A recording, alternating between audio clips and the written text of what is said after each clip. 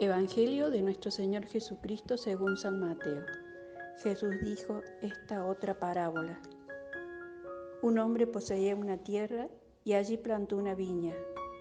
La cercó, cavó un lagar y construyó una torre de vigilancia. Después la arrendó a unos viñadores y se fue al extranjero. Cuando llegó el tiempo de la vendimia, envió a sus servidores para percibir los frutos. Pero los viñadores se apoderaron de ellos y a uno lo golpearon, a otro lo mataron y al tercero lo apedrearon.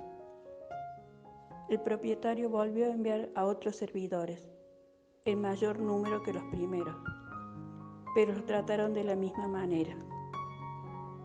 Finalmente les envió a su propio hijo pensando, respetarán a mi hijo. Pero al verlo, los viñadores se dijeron, este es el heredero, vamos a matarlo para quedarnos con su herencia. Y apoderándose de él, lo arrojaron fuera de la viña y lo mataron.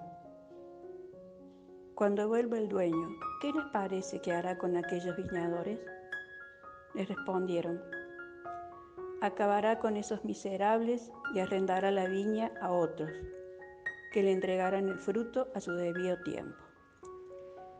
Jesús agregó, ¿no han leído nunca en las Escrituras? La piedra que los constructores rechazaron ha llegado a ser la piedra angular. Esta es la obra del Señor, admirable a nuestros ojos. Por eso les digo que el reino de Dios les será quitado a ustedes para ser entregado a un pueblo que le hará producir sus frutos.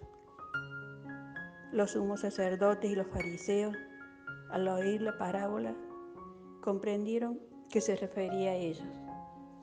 Entonces buscaron el modo de detenerlo, pero temían a la multitud, que lo consideraba un profeta. Palabra del Señor. Buenos días, queridos hermanos.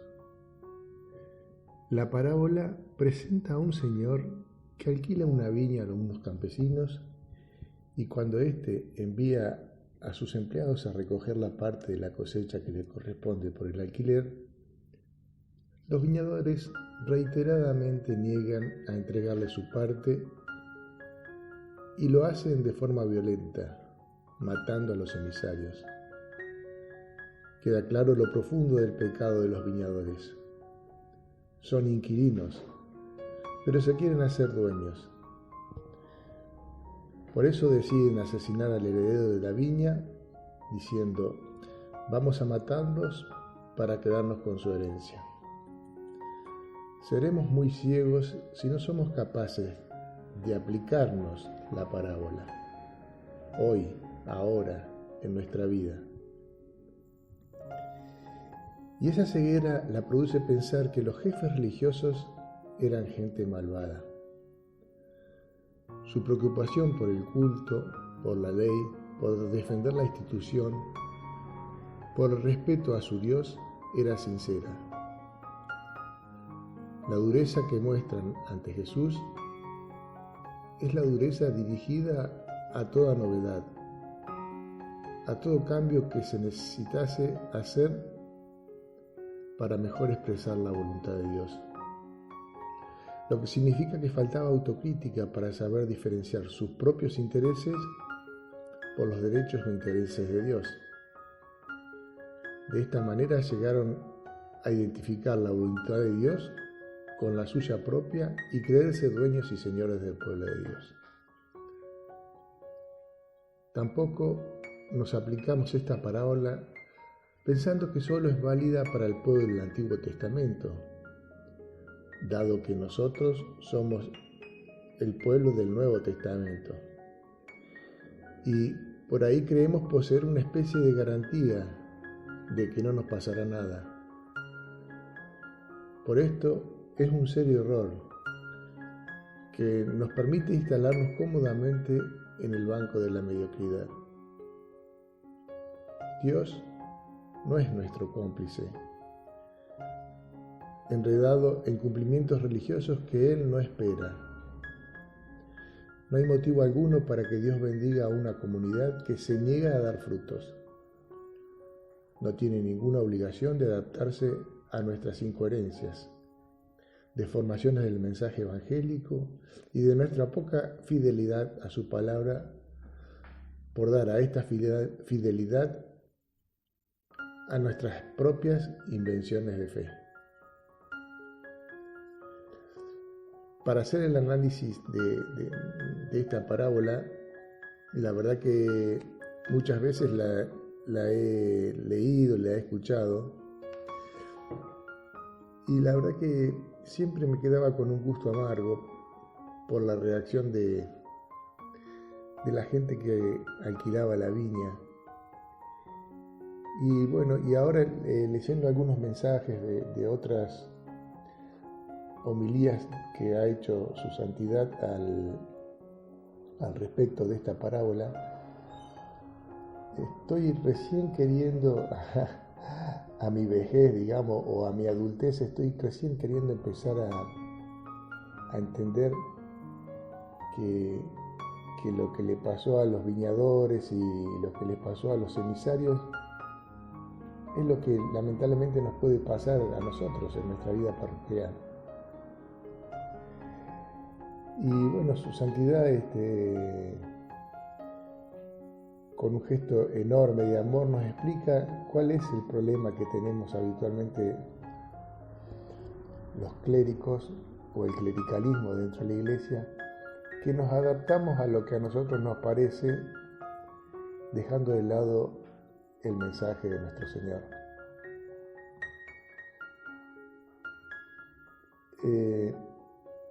Mucho se ha hablado del pueblo de Dios, y esta parábola se puede vincular con el nacimiento del pueblo de Dios. El pueblo de Dios es un pueblo elegido por Dios.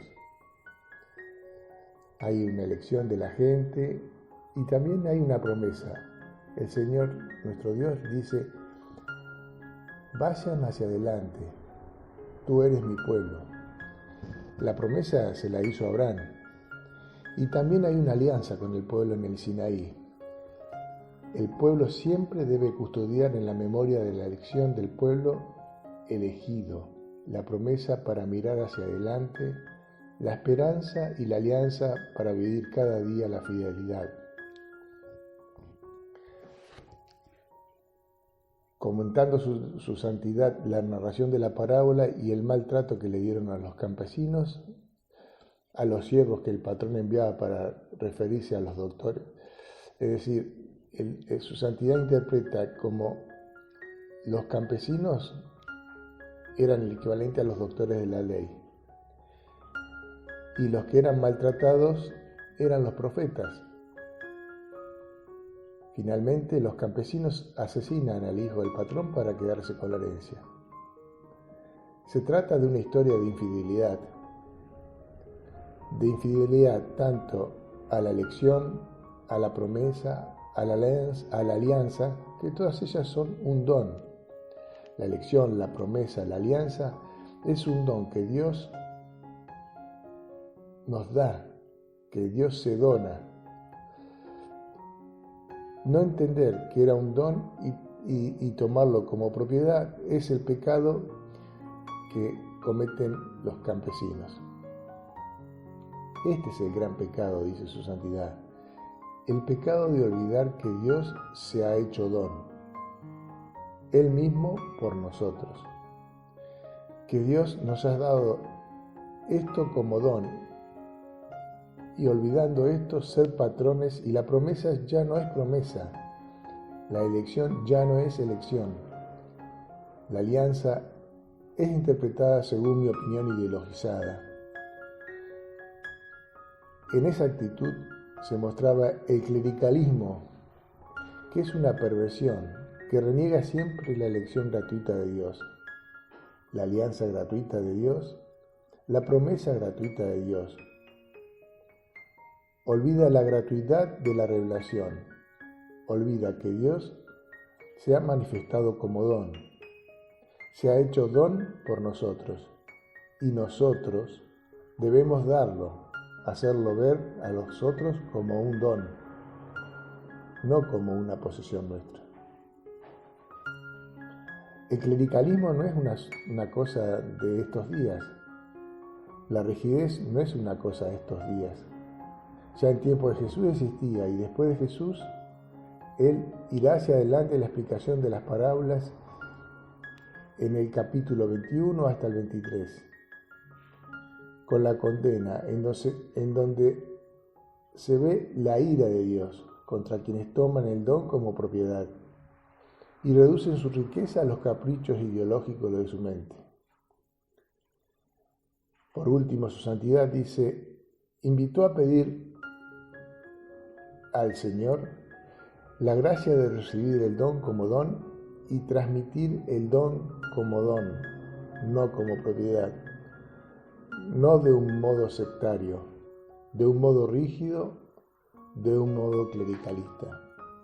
Ahí está nuestra generosidad en interpretar la palabra del Señor, y que nosotros tenemos una misión dentro de la vida parroquial, dentro de la iglesia. No querernos adaptar acomodaticiamente lo que dice la palabra con lo que nosotros interpretamos nos viene bien. En todo este tiempo de pandemia yo estaba pensando que gracias a los medios que hay ahora de las comunicaciones, las redes y todo eso, qué buena herramienta si se utiliza como corresponde, qué poderosa. Pero también noto, y me incluyo en esta apreciación, no que lo veo a los demás y a mí no me pasa, que estamos todos mirando a ver qué dicen las redes, que el chusmerío barato que no conduce a nada, ¿no? Todo el mundo se cree con la propiedad y el dueño de decir lo que le parece de Juan o de Pedro, y la verdad que no pasa por ahí, ¿no es cierto? Mientras los medios se utilicen para generar y para donar lo que el Señor nos donó, bienvenido sea y alabado sea Dios. Cuando lo usamos para criticar a alguien en Facebook, en WhatsApp o en donde sea, estamos equivocando el uso de la herramienta. Pidámosle al Señor entonces la suficiente sabiduría, experiencia y mansedumbre para que el don que se nos dona lo donemos a los demás.